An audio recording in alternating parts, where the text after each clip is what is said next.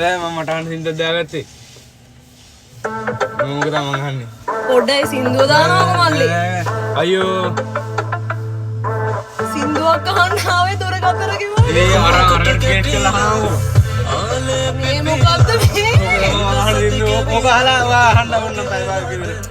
මේක අහන්න බෑ මල්ලි. මේක එකපාරක් අහන්න ඕන මට. ඔයත් එනවනේ වදයක් ගන්න මෙතෙන්ට. මම කොහෙද වදයක් එන්නේ? කලින් ලස්සන සින්දුවක් දාපු හින්දා මං ආවේ. නෑ නෑ මම ඒක දාලා තියෙන්නේ මේක. නෑ කලින් ලස්සන සින්දුවක් දාලා තිබ්බනේ.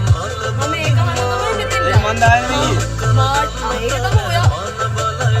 ඒක නිකන් වැටලා තියෙනවා. ඒක තමයි කියන්නේ ඉතින්. ලස්සන සින්දුවක් උඹට නිකන් වැටෙන්නේ. ඒක කැත්තයි. ඒ දහම් පස්සේ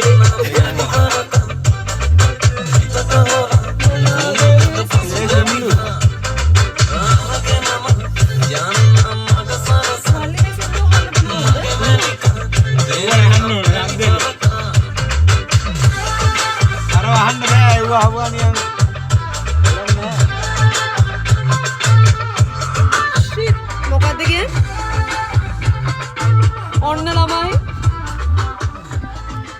ඔන්න ළමයි දැක්කනේ දැන් තත්ත්වය ලස්සන සින්දුවක් ඇහෙන පැත්තකට මම ගියා මේ වාඩි වෙන්න.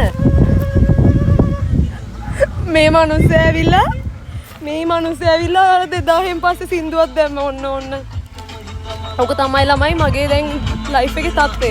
මම ආස සින්දුවක් අහන්නත් බෑ. නටනවත් එක මේ